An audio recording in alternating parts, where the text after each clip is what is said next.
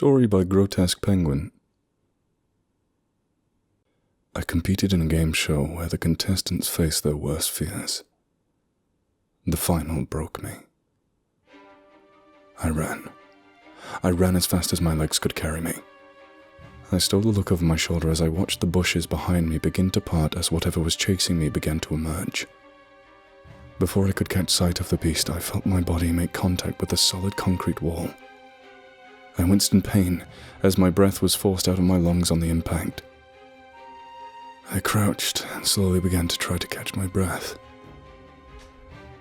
I've got to slow down my heart, I thought to myself as I began to slow my breathing down and focus on what to do next. The creature that chased me would be on me in seconds if I didn't find a way past this wall. My eye scanned over the concrete wall that seemed to span on as far as the eye could see. Soon, my eyes landed on a small hole close to where I was standing. It was roughly the size of a manhole. An ear-piercing shriek sounded behind me as I looked back in horror. The creature was now fully emerged from its spot in the trees. From what I could see in the darkness, it looked part rodent, part arachnid, part humanoid, if that even makes sense. Needless to say, I didn't waste any time in scrambling into the tunnel. It was barely big enough for me to crawl on my hands and knees. Heart's beating too fast, I reminded myself as I began to slow my breathing and clear my mind. I then suddenly felt the walls of the tunnel begin to brush against my sides and back. I stopped for a second and realized that the tunnel was growing more narrow as it went on. The creature's screech echoed off in the tunnel walls. It must have found the entrance. I could hear its claws scraping just several feet behind me. There was no going back now. I sank to my stomach and began to army crawl forward as fast as I could. Soon as it got to the point where I couldn't even fit my hands by my side anymore. In the pitch black, I couldn't see if I was heading toward a dead end or an exit. I could feel the creature behind me as the long antenna began to brush against the back of my legs. I was almost within reach. I squirmed forward, hand outstretched in front of me. My heart began to race as I suddenly noticed that there was water beginning to flow freely into the tunnel. It pooled quickly around me, and I soon found myself half submerged within seconds. I lifted my head back and drew in one final breath before the water went over my head. My body suddenly stopped as I felt the walls close in around me tightly. I was stuck. My lungs burned as the last of the oxygen was spent, and a searing pain shot through my body as one of the creature's claws dug into the calf of my leg. There was nothing else I could do. I closed my eyes and began to focus on slowing my heart down. And then suddenly I could hear the countdown.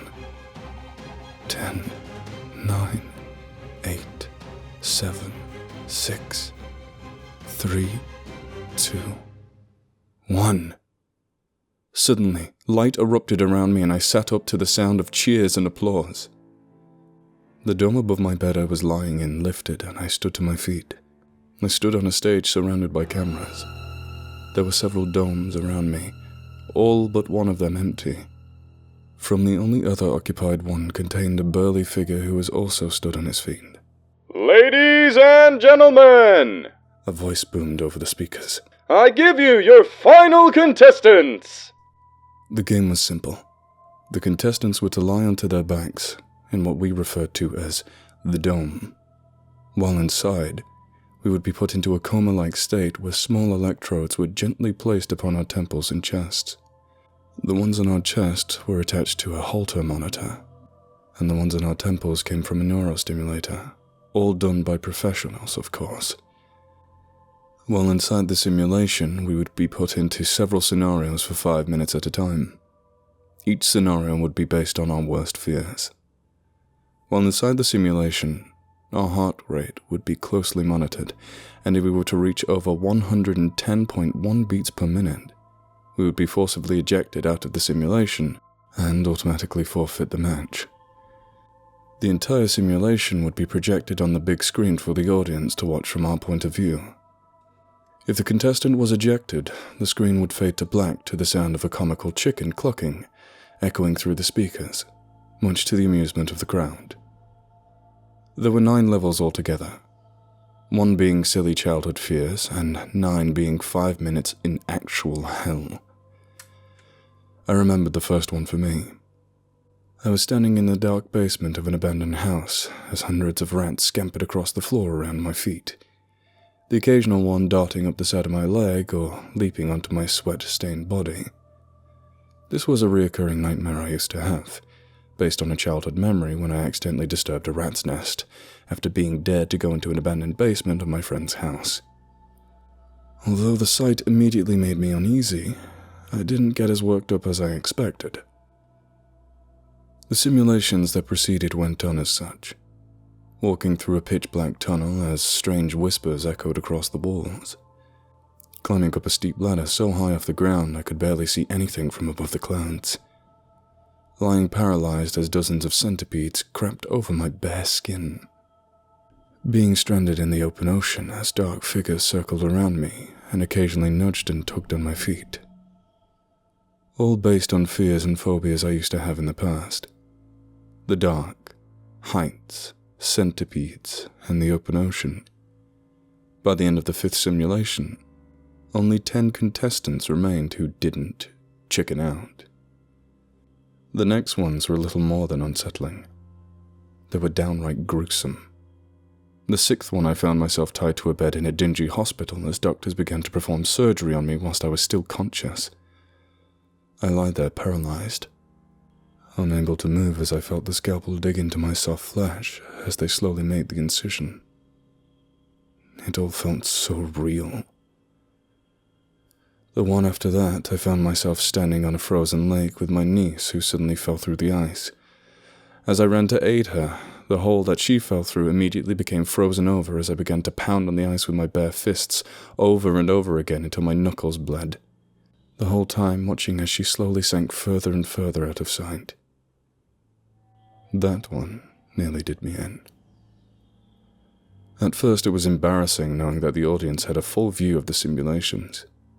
The last few were very personal and I tried not to let it bother me. I suffer from chronic scoliosis, which is a condition that causes a small curvature of the spine. Every 5 years I need to undergo surgery to correct it, so I always dreaded hospitals and doctors. My niece was 6 years old when she drowned after falling through thin ice of a lake where my family used to enjoy ice skating during the winter. I felt violated afterward, like my worst fears and memories were suddenly opened up to the world for their entertainment. Yet, I still pressed on. After the 8th simulation that played on my crippling claustrophobia, only me and one other contestant remained. His name was Ray, a supposedly fearless competitor who I believe used to serve as a Marine. I never knew I would make it this far, and my ability to control my heart rate and remain calm even in the most horrific circumstances surprised the audience just as much as it surprised myself. Maybe those breathing techniques I learned whilst coping with my anxiety came in handy. Or perhaps it was sheer will alone that helped me get by. After everything I've been through, all the failures and heartbreaks I endured, I was determined to win. I had never truly been good at anything until I entered into this contest. Don't get me wrong, there were not many things I was terrible at, but I always found myself as mediocre as most with everything I tried. Sports, school, hobbies, I could never really find anything truly I excelled in. I was never truly good at anything. Up until now, that is. This was my one chance to prove to myself that I had what it takes to show the world that I am a man without fear. I'm able to face my fears to win this contest. None of this is real, so nothing could really hurt me, right?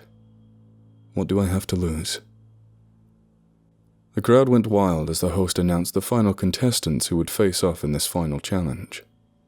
The 9th stage was unknown to everyone in the room, as only a few contestants had ever made it this far in previous seasons, and when they did, the simulation was private so that the audience could not see it. The screens were blacked out for this simulation, showcasing only the words, "the truth," to the live audience. As I entered the dome for the last time, I looked over to Ray, who gave me a confident yet sportsmanlike nod. As I lay onto my back, technicians began to place the electrodes onto my body. I wonder what the final simulation could be. Would I be skinned alive by a masked serial killer? Would I be falling head over heels into a dark and endless pit? Or would I find myself face to face with myself, facing the truth that I am my own worst fear? My heart rate began to pick up as my mind raced at the possibilities. Take it easy, I murmured to myself, as I began to slowly inhale through my nose and exhale through my mouth. You got this, I told myself, as I felt myself slowly begin to drift away, ready to face the truth. Light flooded my vision as my consciousness entered the simulation. I tensed up, ready for anything, expecting horrors beyond comprehension. My eyes darted about, taking in my surroundings. To my confusion, I discovered the complete opposite. I stood in the middle of a clearing surrounded by lush vegetation. A gentle breeze blew through the branches and the sun warmed my skin. I relaxed slightly and took a deep breath. To my amazement, the air tasted sweet, and just the feeling of it inside my lungs filled me with a renewed energy I had not felt before. I took one step forward, my bare feet crushing across the soft grass. It was then that I noticed something completely different. The all too familiar dull ache of my lower back was gone. I slowly reached behind me and ran my hand down the small of my back. The skin was smooth. I felt no scar tissue from the countless surgeries. I placed my hands on my hips and leaned back slightly. There was no pain at all, not even the slightest bit of discomfort. Over the years, I've grown almost accustomed to that pain, and this was the first time I could remember the pain wasn't there. It felt great. My mind raced. How was this possible? Did I die during the simulation? Was this the afterlife? I then noticed something else. I no longer felt the overbearing weight of my depression and anxiety. Negative thoughts and insecurities were no longer in the back of my mind. I couldn't recall a single bad feeling or painful memory at all. I felt a tear fall from my eye. I wasn't sad. I felt the complete opposite. For the first time in a long time, I genuinely felt happy. I felt at peace with myself and everything around me. With a burst of sudden energy, I found myself running out of the clearing and into the forest. My heart pumped faster as I felt a burst of adrenaline. I've never run this fast before. As I ran through the forest, I took in all the beauty that surrounded me. The earth here was different in a way I can't even describe. As I ran, the earth changed around me. One moment it was a lush forest with green leaves and colourful flowers surrounding me. The next I was on a mountaintop. I could see the clouds below me from where I sprinted as lightning and thunder lit them up in blinding flashes of blue light. The next I was on a beach with cool water splashing around my ankles. Next I was by a river surrounded by towering waterfalls. The mist felt cool and refreshing on my skin as I continued to run faster and faster than before. It was then that I found the cave entrance. I slowed down to a stop before I stepped inside. I didn't know what caused me to go in. I felt like it was calling to me, like there was something inside that I was meant to see. As I walked forward, the light faded into complete darkness. I stopped suddenly as my hand brushed across the back of the cave.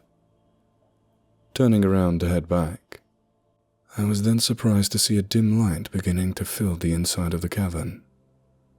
As I looked around me, I saw thousands of lights begin to pierce the darkness.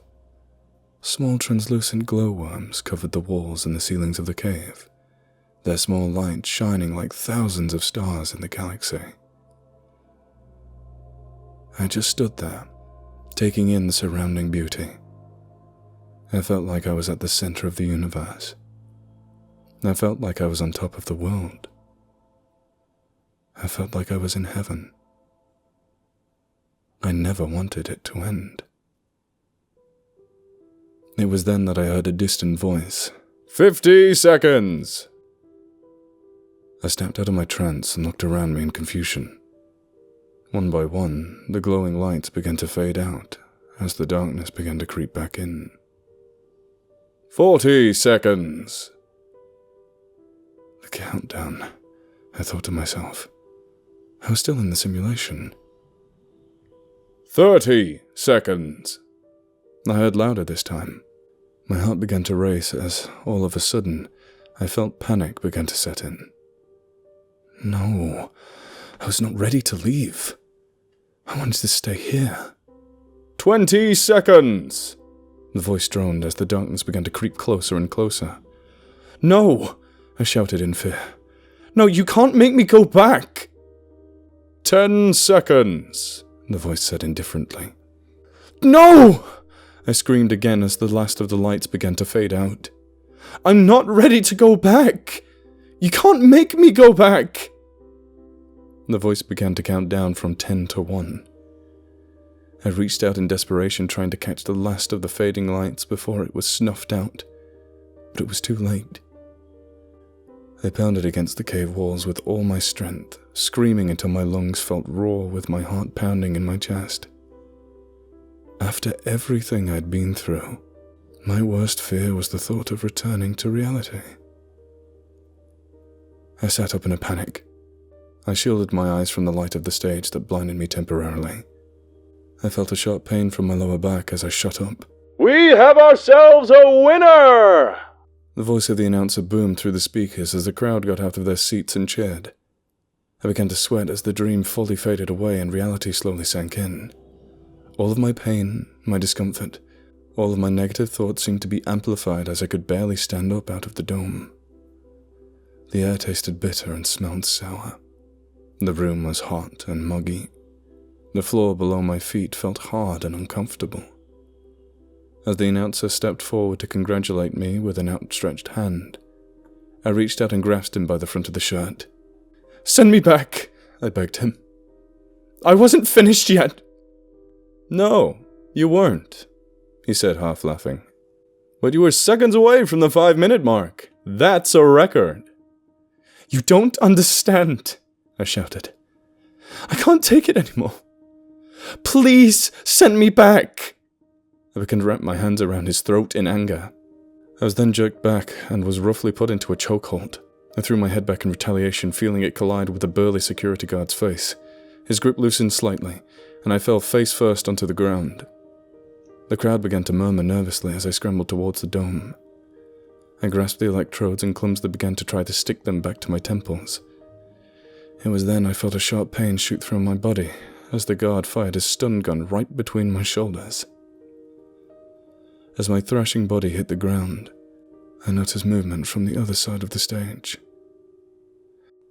A group of medical staff and first responders crowded around Ray's dome.